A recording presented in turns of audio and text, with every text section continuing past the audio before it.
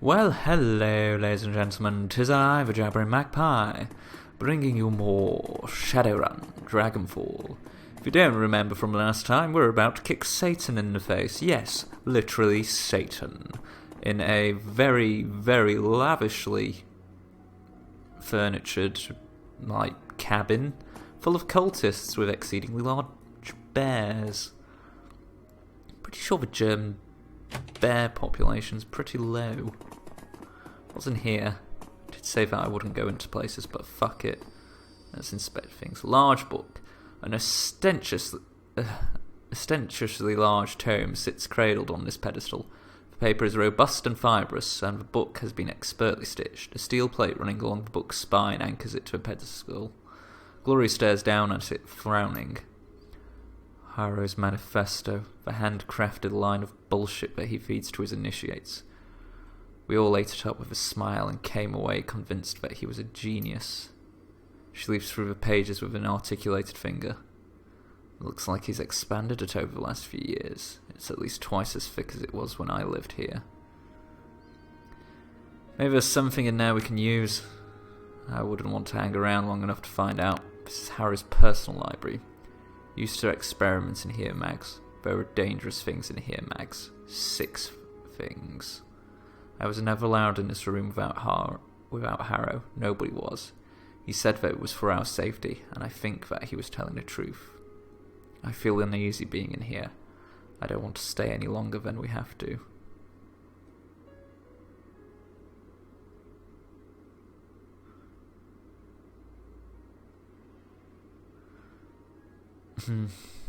Whatever Harrow's added to his manifesto, it could be important. I'm gonna take a look. Oh god, what the fuck am I going to summon? Alright, I'll watch your back, but try to be quick. Leaf through the journal. Da-da-da. When I first set out on the path to free living, I realised that I'd need to rethink all of my earlier assumptions about life. I'd have to question my own values and beliefs, and I'd need the strength to trust in the answers that came to me. The prospect was daunting, but it was also necessary. The road to true freedom is paved with unanswered questions. After all, you can't learn to be free from a book. The answers won't come from a Bible, an instruction manual, or a code of conduct. If you don't learn that, you'll never break out of your chains. The path to true freedom is one that each of us must walk on his or her own. But you've put all that down in a book, which you have just said is completely unreliable. What makes life worth living? What in life is truly valuable? And what is a dross that can be burned away? I spent weeks dissecting every aspect of my life to find the answers to these questions. Slowly, agonizingly, I pared down the list until only 4 items remained. These 4 items became the cornerstones of my new philosophy, and the basis for everything that Feuerstella stands for.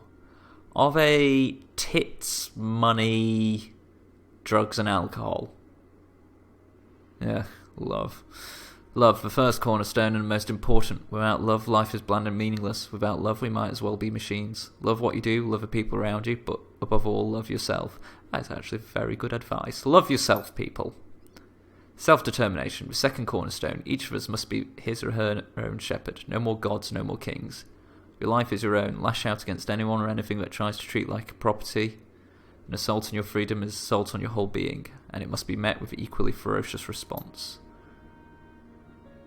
Charity, the cornerstone. A miserly life is an empty life. If each of us is his or her own master, then nobody should live as a serf. Be helping others along the path to enlightenment, so do we enrich our own lives. Passion. The final cornerstone. Complacency is poison. Be wary of it. Ambition is the key to fulfilling a life. Don't settle for what is. If you do, you will abandon what you could be. You hear a rustling sound behind you. Glory. Turning, you can see a troubled look on her face. The ominous feeling is getting stronger, Mags. Feels like we're being watched.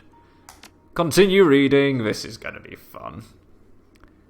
Dedicated to Harrow's rules of living. Be free in all things, and experience what freedom you have with your whole being, body, mind, and spirit. Discard the oppressive traditions of modesty and shame that you've been indoctrinated with since birth. The free thinker has no use for them. Your body is a source of pride, pleasure, and of sucker for yourself and for others. Enjoy it and share that joy freely with those who desire it. Okay, now you're getting into very weird sex cult territory. We were sort of there already, but now that fine red line to slightly pervy to full-blown sex cult has been broken. I'm afraid to say. Be selfish. Don't enslave yourself to others at the expense of your own happiness. Take what you want and do so unashamedly. Our desires are an important part of what makes us human. Society has trained us to hide that part of ourselves from the world, but the free living person doesn't cower in the shadows. Own your desires and rejoice in them. Selflessness is ultimately dishonest, and dishonesty has no place in a free society. But charity is one of your cornerstones. You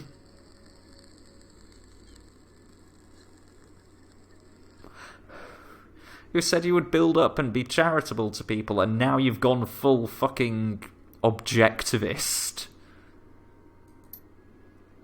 Show reverence. The free living person understands that only true governance in this world is the law of nature, and in nature there is a hierarchy.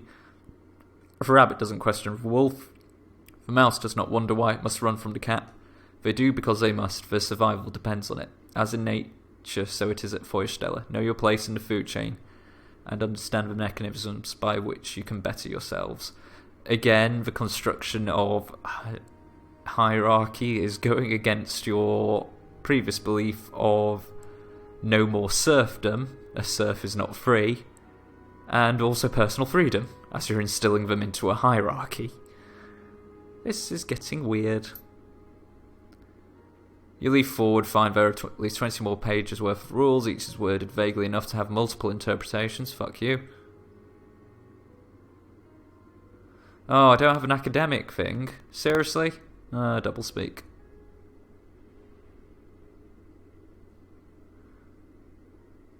Clear, simple rules with a focus on instant gratification. I can see why this would be appealing to a street kid. That was what Harry wrote them for, and he mined an entire library worth of 60s countercultural essays, New Age self-help books, and cult manifestos to do it. There isn't a single original idea in this thing. Same could be said about a lot of religions, but it doesn't keep them from finding followers. Mags, that ominous feeling, it's getting closer. There's something in this room with us, I'm sure of it. We need to get out of here now.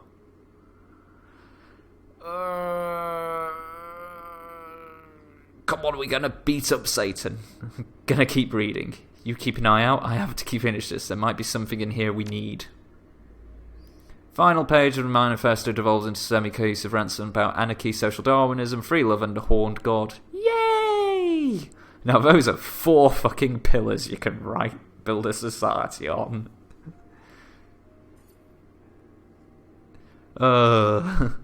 Sex, love, no kings, no masters except for the horned god, and fuck everybody else. You've seen this kind of thing before. Harry's philosophy is collapsing under its own weight. Unfortunately, none of his cultists seem to have caught on to a fact. Done. This philosophy of Harry's is really starting to break down. Oh, shit. Glory lets out a startled cry, cutting your sentence short. Out of the corner of your eye, you can see her wheel to face something behind you. All at once, the room fills with a slaughterhouse smell. A smell like blood, bile, and feces. The stench of an abattoir. Or a really good house party. Oh fuck, we've summoned Satan. As you turn, you catch sight of something sliding into the world. It looks like a charred man with a pair of tortured faces where its shoulders should be. The thing burns like a Roman candle, spitting white-hot sparks in a fiery plume.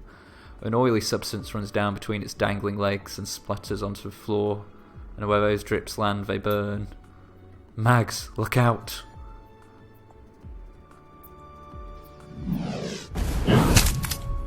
Ow!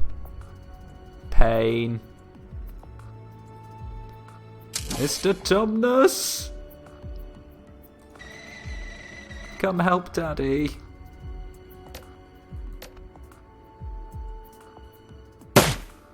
Oh, how could you hit Mr. Tumnus? No! I'm running behind here because I'm a massive coward.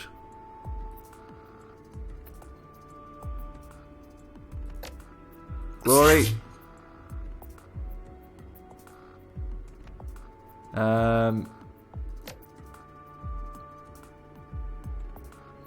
Fucking kick him. Yeah, fuck you.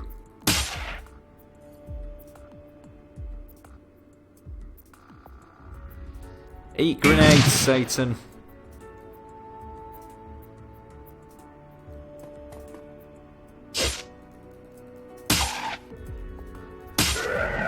We literally just punched Satan to death, or at least one of his minions. The body of the thing that attacked you begins to dissolve at the moment of death. As you watch its tissues break down into a growing slick of bubbling pitch and rendered fat. What the fuck was that? Something from another place. Glory stares at the remains of the creature, now a dark stain on the library's floorboards. Like I said, outside the boundaries between the physical world and the astral space are weak here. Things can come through.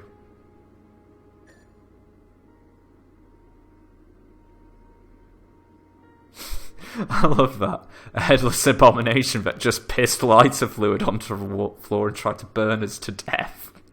But yeah, I think we got everything we want from that book. Let's get the hell out of here. We need to keep moving anyway.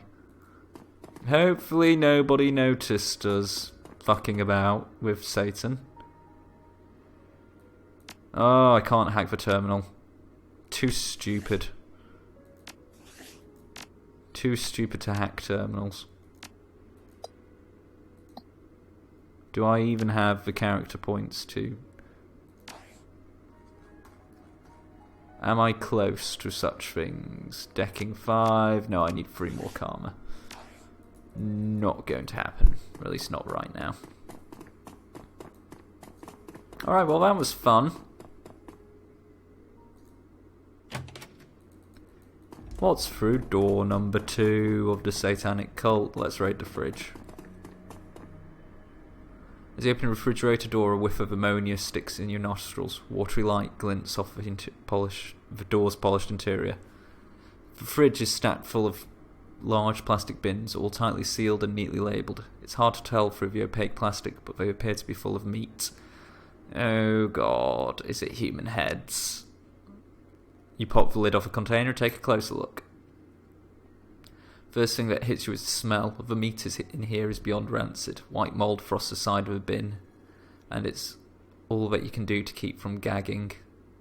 As you rush to put the lid back on, you recognise a familiar shape in the rotten meat. Mangle. It's a human head! Oh, classic cult activity. Human head in a fridge. What the hell is this? Ritual supplies. The adversary prefers them aged. Harrow teaches all the initiates how to do it. How to harvest the meat, how to store it, how to label it. Nobody likes doing it at first, but you learn. By the end, it doesn't even bother you anymore. I get the picture. I warned you that you would see things you didn't want to in here. You weren't lying. Come on, let's move. Oh, fucking human head. What's through here? It's the shitter.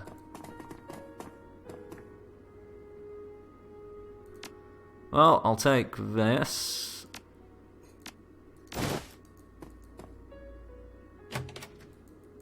And amazingly, they're still using a fucking old style wash rack there. You would have thought in the future they'd have a washing machine.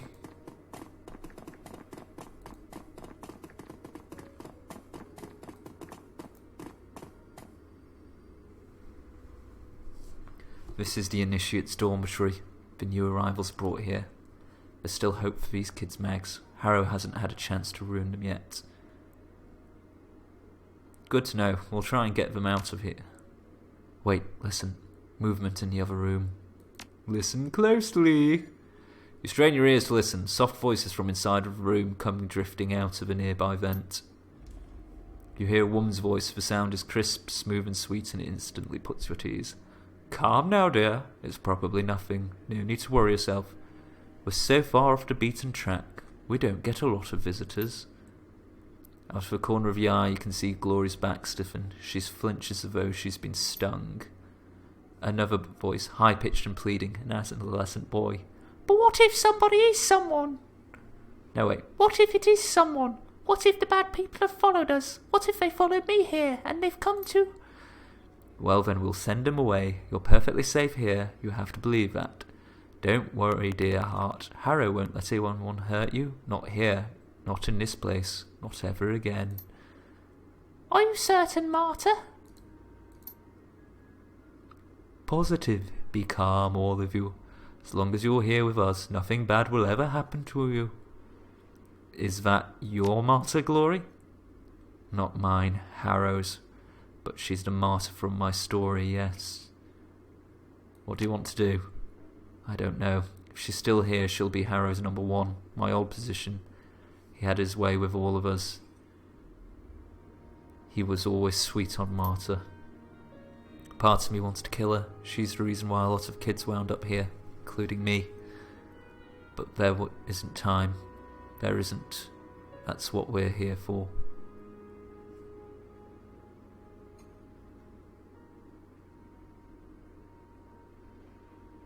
You're right, we can deal with Marta later after we accomplish what we came to here to do. After a brief pause, she nods. Hush now, boys, and get some rest. You've got a big day tomorrow, the biggest day of your lives. You'll get to meet Harrow. I promise you, after you speak with him, you'll see the whole world in a different way, a better way.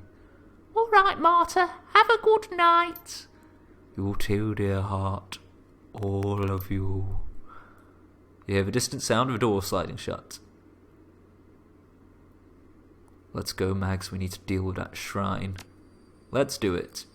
Okay, crazy cult lady, we're coming back to kill you later. Through here. The shag van. Glory pauses at the side of the van. She traces the side of it with a claw. I remember cruising the back alleys of Tübingen looking for kids in need of help. The bait girl, Marta, and all the others like her would offer them money or food or drugs or sex. Whatever it took to get them in the van. And once they'd piled in, Harrow and I would be waiting to greet them. I remember so many likes like that. I remember how much I used to enjoy it. Coming back here shows integrity, Glory. Most runners I know wouldn't have done what you're doing tonight. Left to my own devices, I probably wouldn't have. You pushed me to do this, to find some semblance of redemption. I know you for that. You don't owe me anything. Tell me yourself whatever you like. We both know the truth. Come on, let's keep moving. Okay. What do we have here? Merriment. You hear voices speaking in low tones through the wood of the door. You can't make out the words, but regular choruses of rough laughter tell you that the people on the other side are enjoying themselves. Those voices belong to Harrow's acolytes. They'll have some magical training and they like hurting people. We open that door and we're going to have a fight on our hands. How do you know that they're acolytes? Process of elimination. Initiates aren't allowed in that room. It's one of Harrow's rules. On the rare occasion that an initiate is invited in, he usually doesn't come back out again. What happens in there? It's sort of a lounge for Harrow's inner circle, the acolytes and the bait girls and Harrow's wives. Marta and I used to spend a lot of time in there. Yeah, let's keep moving. Seriously, lovely place, like, really nice. Shame about Satan. And what's in door number million? You can hear a distant murmuring sound coming from inside a room. Voices. 3, maybe 4 people, all talking amongst themselves. You can't make out what they're saying, but one of them's voices sounds desperate. You've heard the tone before. It's the sound of a man pleading for his life. We should keep moving. Whatever's going on in there, we don't want to get involved. Sounds like somebody's in trouble in there. I don't doubt it, but we can't do anything about it right now. The cultists in there have been brainwashed by Harrow. Whatever they're doing, they're not doing it on their own accord. After we've purified the shrine, then we can intervene. if we're going down now, if we're going to attack us, then we're going to have to kill them. That's not what I came here to do. I'm not leaving without knowing what's going on in that door. You strain your ear to hear anything that the people in the other room are saying. As you focus, the sound crystallizes and becomes clear. You shouldn't have come here. The tools of government aren't welcome at Feuerstelle. You hear a soft sound. You recognize it instantly. Blade being drawn from its sheath. Shing! Even though blades from sheaths don't make that noise, they just make a clunky noise. We have a use for people like you. Please think about this. I have kids at home, not much younger than you. I'm not here to represent any government. I'm not a threat to you. I was only doing my job. You're wearing a uniform. That makes you a tool and a pawn, and our enemy. Harrow said so. I'm just a park ranger. I'm only here to do a wildlife survey. I don't even know that you people were out here. But now you do, and if you leave this place, others will find out. You brought this on yourself. No! Please! The voice dissolves into a long, piercing scream. Kick the door in! Sorry, Glory, we can't let this happen. In like the Royal Marines. Or I could just eat shit at the first opportunity. Well. In like the great Mr. Tumnus, then.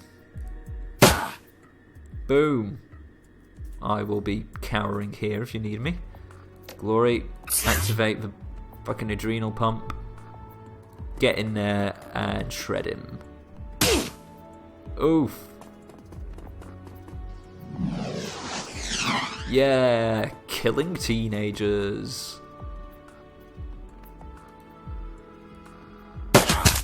Tumnus knows no mercy, for he is a robot.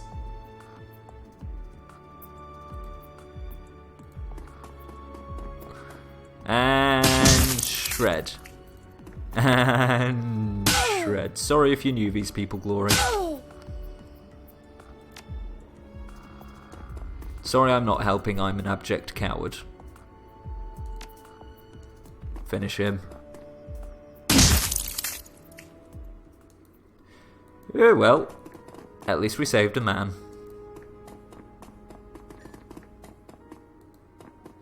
Hello, sir. Step forward, the park ranger, his eyes are wide, and they move from you to Glory to the scene of carnage in the room. It takes a moment to realise that Glory isn't following you. You turn to find her in place, staring at the bodies of the slaughtered acolytes. Her expression is unreadable. In my defence, Glory, they were teenagers, and teenagers are shits. Had to be done. They would have killed him. Back when I lived here, I would have too. All we've done is trade 2 innocent lives for 1. You heard him, Glory. He has kids. I couldn't let them kill him. Yeah. Yay! We justified the slaughter of youths. The ranger staggers forward, then collapses to his knees. He's bleeding in a dozen places from long, shallow wounds. The blood pours out of his body in sheets, pooling in the slick hardwood floor. I don't know who you are, but thank you. Those monsters, they were going to bleed me out. They took turns cutting me, carving at my arm like a holiday roast. Can you patch him up, Glory? Holiday roast. I can fix him. He'll need a trip to the hospital, but I can't. But I can get him on his feet.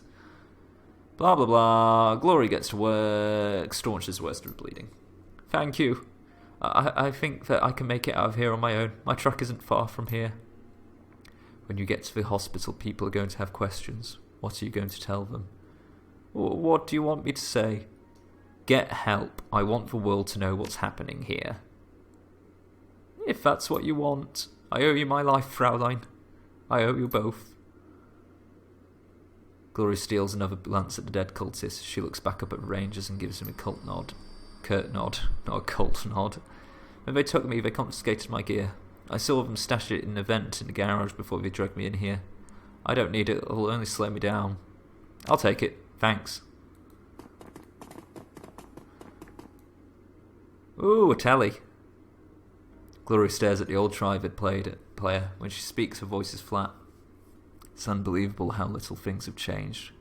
I remember stealing this for Harrow. The owner, well, he didn't need it anymore. I remember how proud Harrow was, how loved I felt.